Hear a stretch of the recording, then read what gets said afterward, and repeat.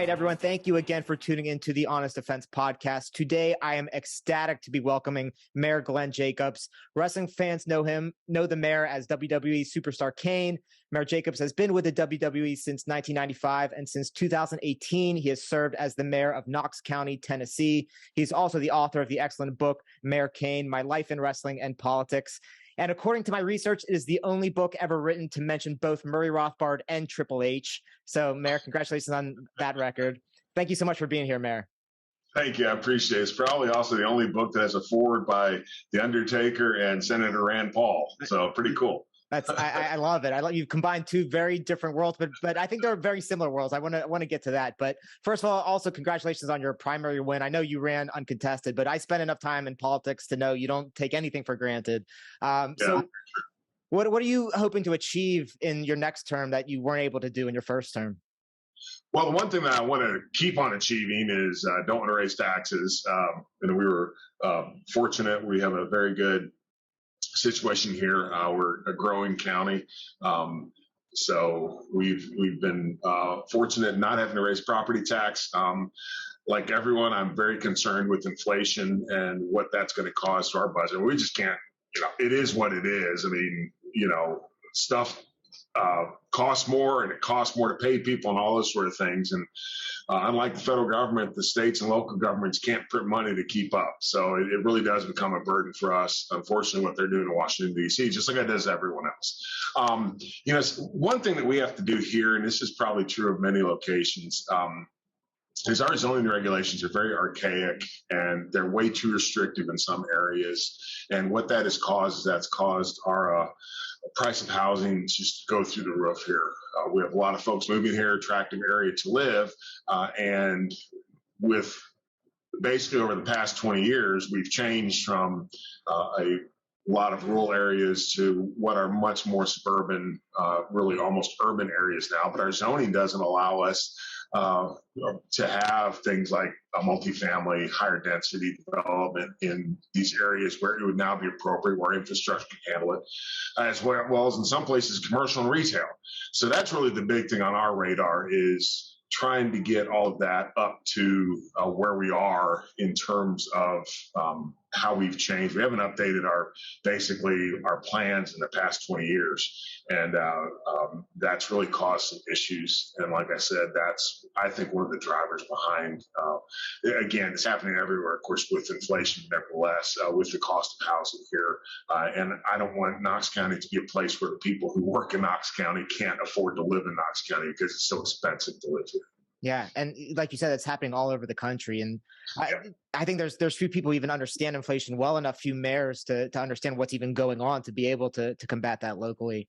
You really can't. I mean, all you can do is just try to be fiscally responsible.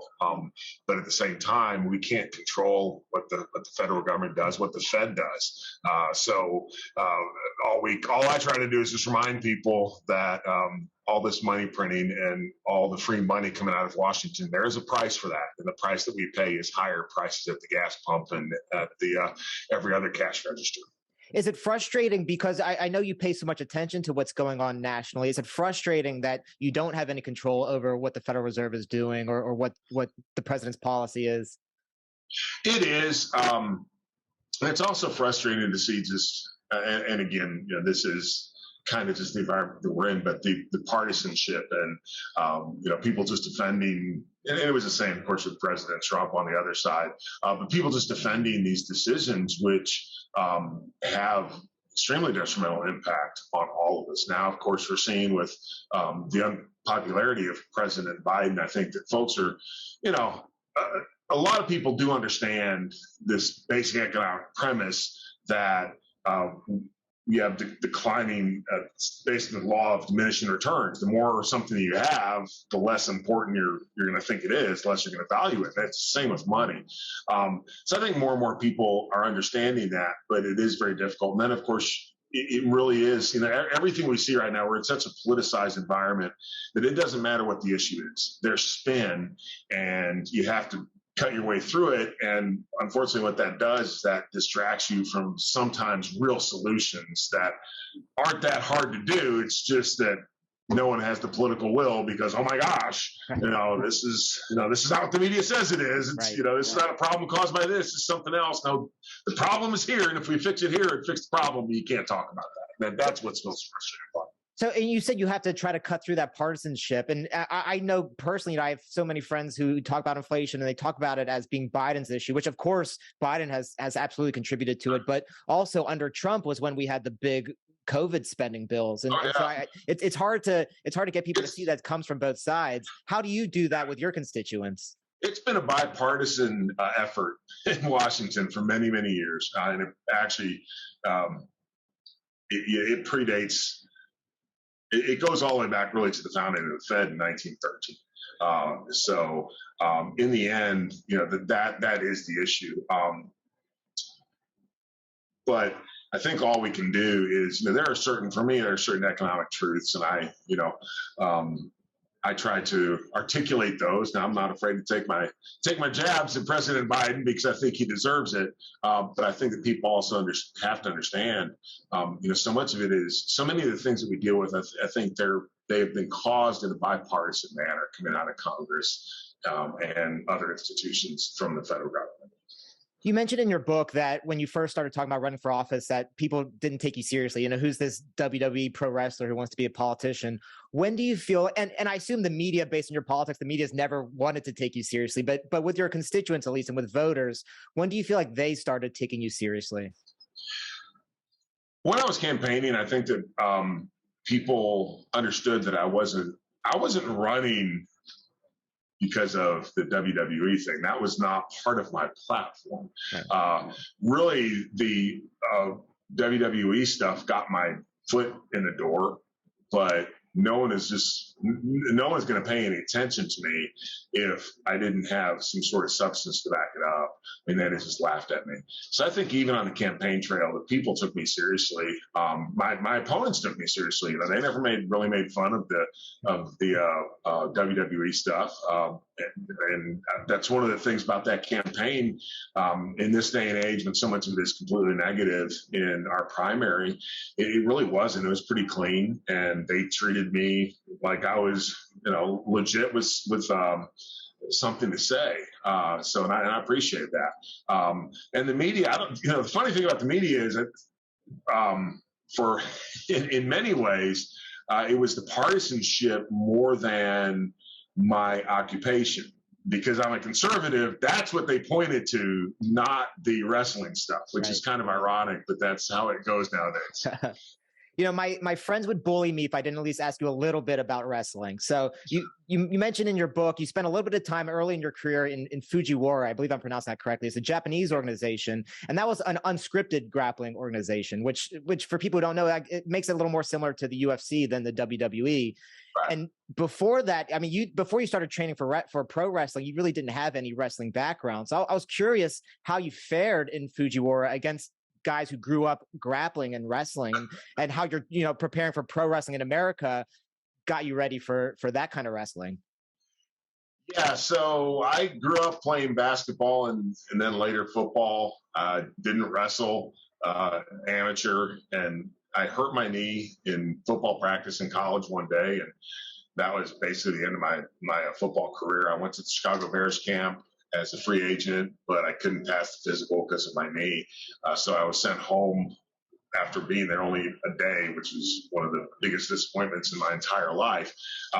Turned into probably the best thing that ever happened to me, because it made me look at other things to do with my life, and that included professional wrestling. But I went to the Great Malenko's Academy of Professional Wrestling in Tampa, Florida.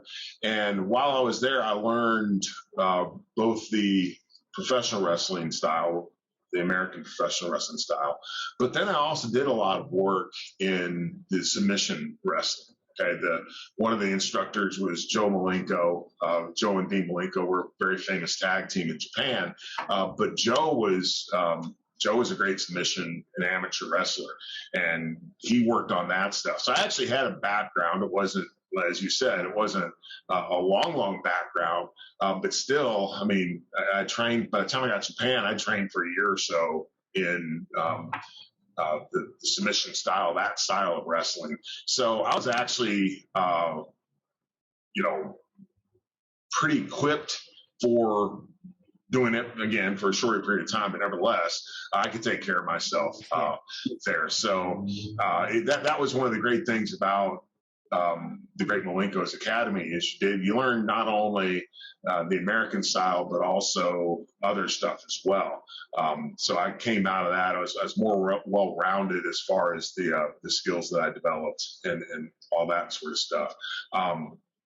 And there was a little while, man. I was like, well, if I can't make it in professional wrestling, I was thinking about doing some mixed martial arts. I was actually pretty good with my size and everything in Japan, but then I started getting breaks with professional wrestling. Decided I'd pursue that. Yeah, I think you made the right choice looking back now. Yeah, probably yes.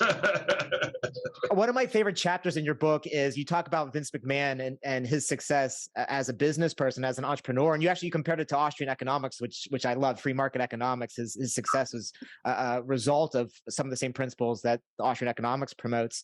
And I majored in economics as an undergrad. I took a lot of graduate level business schools, and you hear all these case studies about great entrepreneurs, and you hear about the old guys, Jack Welch and GE, and you hear about Bill Gates. But I've always been fascinated by Vince McMahon as a businessman. You never hear about him in business school. And to me, I think he's one of the great entrepreneurs in history.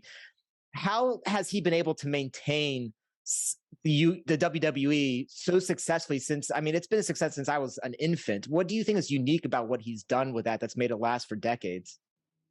Vince tells this story about when Ted Turner bought WCW.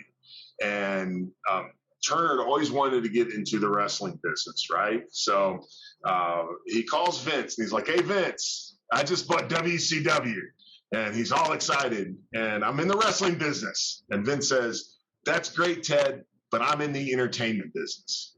And that's the difference between Vince and every other wrestling promoter is they all looked at it as they were competing against one another in the wrestling business. Vince understands that you're competing in the entertainment business. So it's not just wrestling, it's whatever people spend their money on for entertainment. You have to approach it that way.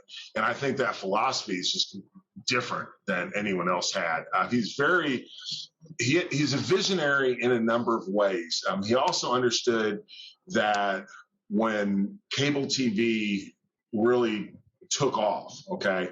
And it used to be in the wrestling industry, you had different territories around the country, and it was a little bit like the mafia, and they all respected their territory. Like the National Wrestling Alliance, which was the umbrella organization. They all kind of worked together there, but nevertheless, they were independent otherwise in that you didn't steal other people's stars, you didn't run shows in other people's territories, you didn't do all this stuff. Well, Vince realized that when cable TV started to take off and shows became syndicated around the country, there could only be one, right? Because they weren't just all going to stay, they weren't all just going to abide by that gentleman's agreement. So he was the first one to really start going to other places outside of his New York territory and promoting shows. Then he started taking other people's stars, paying them more money to come to New York, to WWF. It's gone through a number of name changes. He had some competition because the NWA, which then WCW, I guess at that point, was on Superstation Superstation TBS. I'm sorry, TBS out of Atlanta. And then you also had in Dallas, you had World Class Championship Wrestling with Von Erichs, and they had a syndicated deal as well. But the difference was they never went anywhere outside their own territory, or not until it's too late. And Vince tells another story. He says that everybody had their own territory, and that's what they wanted. He was like, I wanted the whole thing because I realized that there could only be one. And so he's always been able to see the changes within the wrestling and entertainment industries and use those to his advantage, which is really the definition of an entrepreneur. He sees an opportunity and gets ahead of it. Then also, I think his actual true brilliance is in entertainment technology. Okay. You look at pay-per-view. If you go to www.payperview.com, you get redirected to WWE, pay-per-view.com.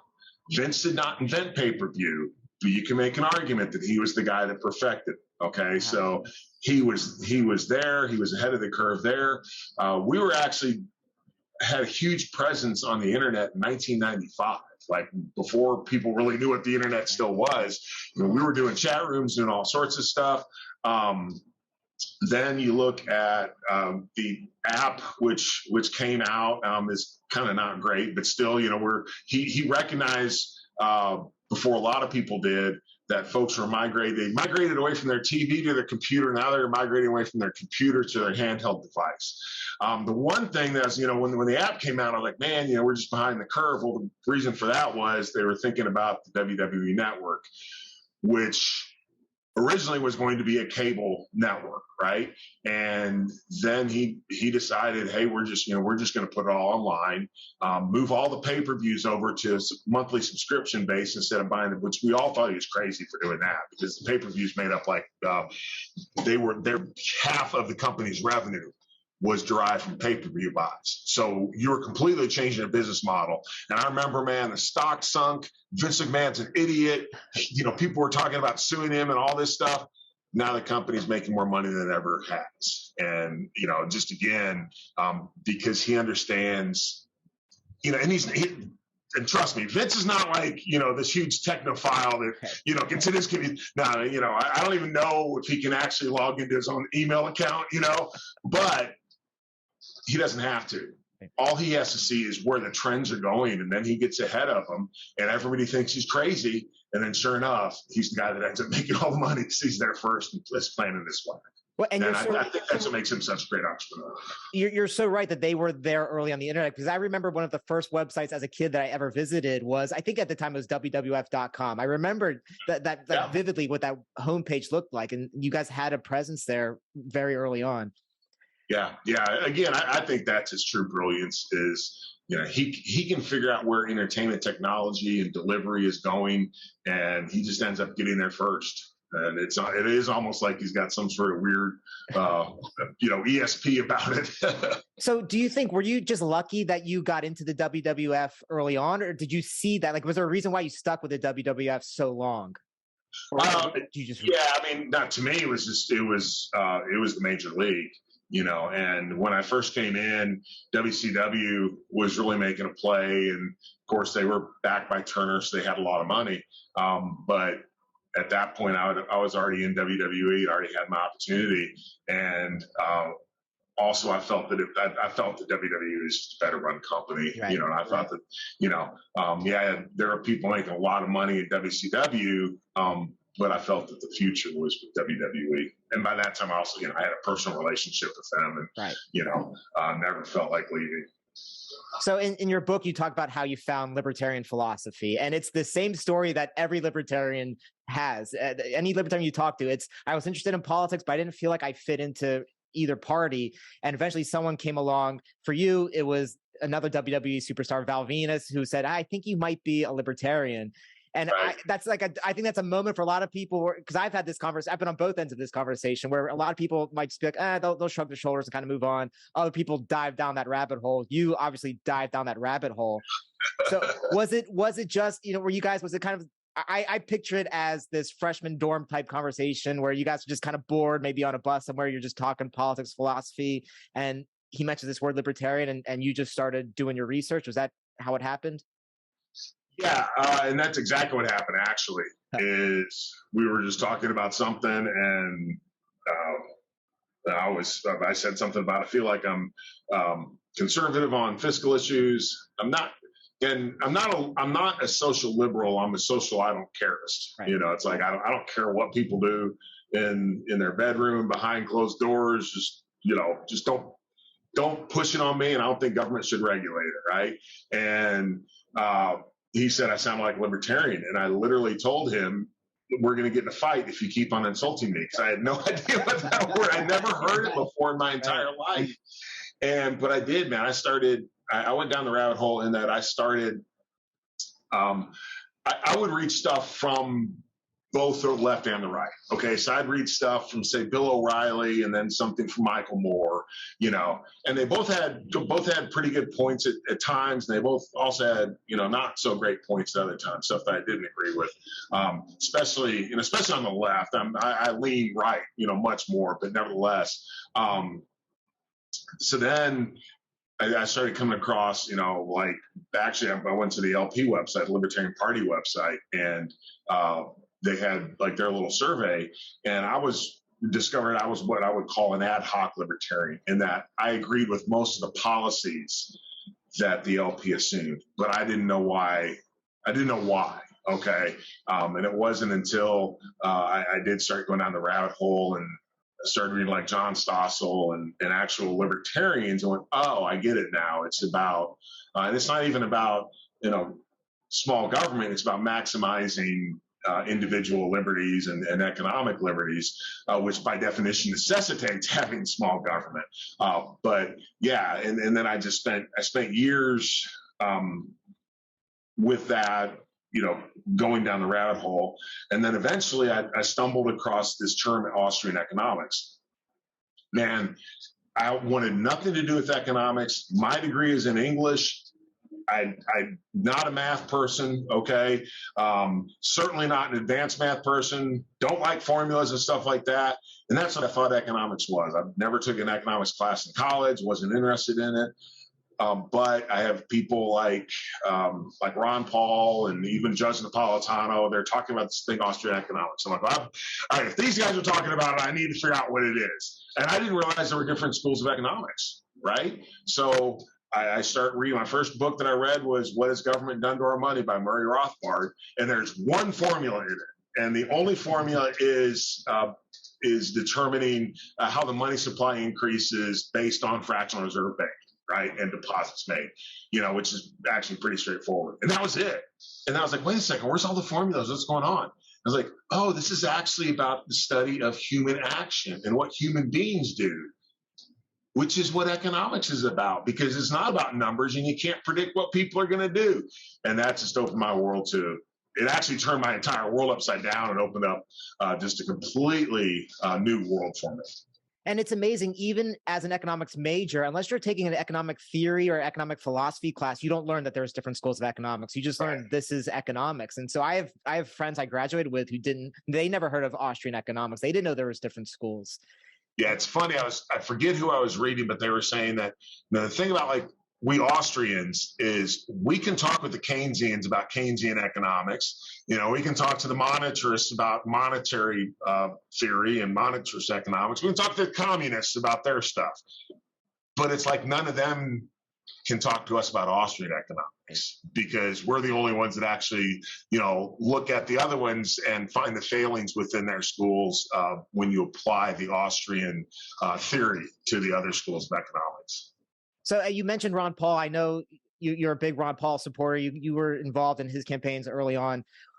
Ron Paul, was a legislator, so it's easier, I guess, for him to be able to talk philosophically and to be able to vote philosophically and vote principally, because he was not on the executive side. He did not actually have to govern, his constituents.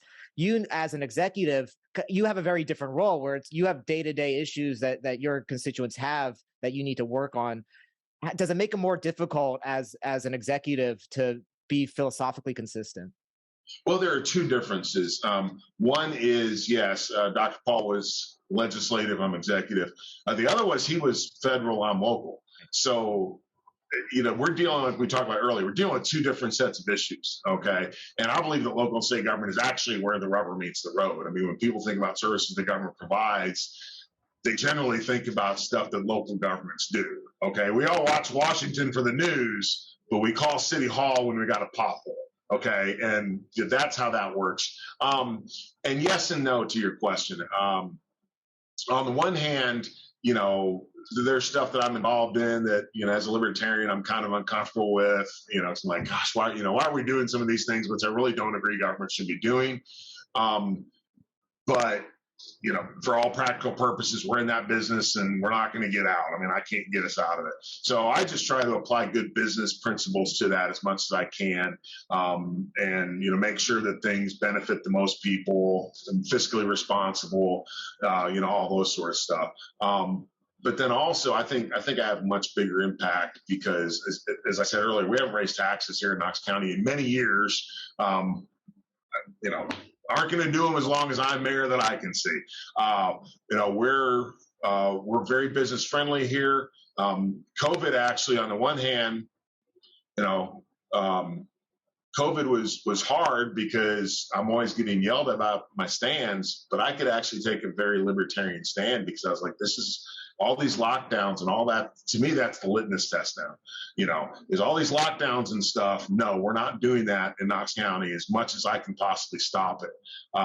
So that actually kind of gave me an opportunity to really, to really stick with my beliefs and my ideology that I probably wouldn't have had otherwise. Now, don't get me wrong, I don't ever want to go through COVID or anything like it again. But I think that it gave kind of the true conservatives and the libertarians, it gave us an opportunity to really show that there is a difference between us and between your average politician if he's just going to stick their finger up and figure out which way the wind is going and act accordingly.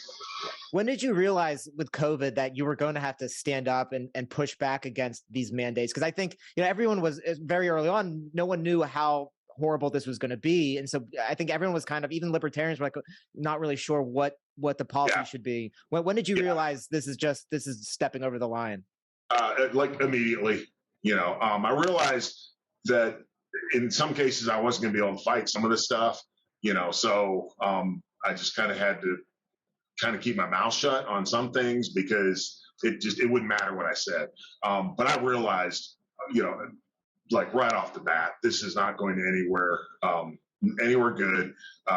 Especially, when things are just changing every day. And I would say, we went from 15 days to flatten the curve to 30 days to slow the spread. Then the world just went off the rails. So pretty much right off the bat, I was like, this is really bad. And even before all that stuff started happening, I was telling people, look, and I don't think COVID's a hoax. I mean, I understand it's clearly a very serious public health issue. But we also have to keep it in context of we're America. And we're a little different than a lot of places in that people still have rights and liberties, and that's paramount to our political system. And if we forget about that, we're not America anymore. And the real tragedy of COVID is if we come out and we're not America anymore. And I was saying that like immediately, so even when, decisions are being made, I was like, look, here's the deal, folks. If this happens, that slippery slope that we all talk about, we're on like the ski slalom straight downhill if we do this, and we need to be very careful. And I think that a lot of you libertarians and other folks who kind of went along at the start understood that, that you had no idea what was going on. And of course it was very serious. But within a short period of time, and probably the thing that stands out to me the most is, I think it was May of 2020, and we had this huge spat of suicides. We had like 10% of the normal suicides that would happen in Knox County happened in one day. Okay. And that was right when they were talking about lockdowns and stuff. And I made a video and I'm like, folks, we're going to have to understand that there's going to be issues with mental health. There's going to be issues with these things that we're not thinking about right now. If we do this, and of course the media, there's no proof and blah, blah, blah. Now everybody's talking about the mental health issues that the lockdowns cause. Yeah. Pretty right off the bat, I was like, I think this is, these are some terrible policies and we really need to think very seriously about what we're doing. I'll end with this. You've advocated DDP Yoga, Diamond Dallas Page's yoga program. You said it's helped you. I've been doing yoga for years now because it's helped. I have herniated disc. It's helped my back issues immensely. Yeah. How did you get into yoga and what's it done for you? Actually, Chris Jericho was the guy that introduced me to DDP Yoga years ago, and didn't really do anything with it. And then it was because of COVID, because I couldn't go to the gym because the gym was shut down and you had to wear a mask and all this stuff. That's actually what drove me to get back into it. And also, I don't really lift. I don't lift weights anymore. I certainly lift heavy weights. I do a lot of like push-ups and those sort of things. But I can feel that my body feels like it's tight, right? And I'm like, I need to do more stretching and more static exercise and that sort of stuff as opposed to lifting weights. And that's the beauty of DDP Yoga is it's kind of yoga, but it's also kind of calisthenics and kind of a different workout. So yeah, I've just had I had a lot of success with it, and I think it's a great workout. Well, Mayor, I could talk to you all day about this. I know you actually have work you have to get done, so I appreciate you taking the time to talk with me. Eric, I very much appreciate it. Thank you so much.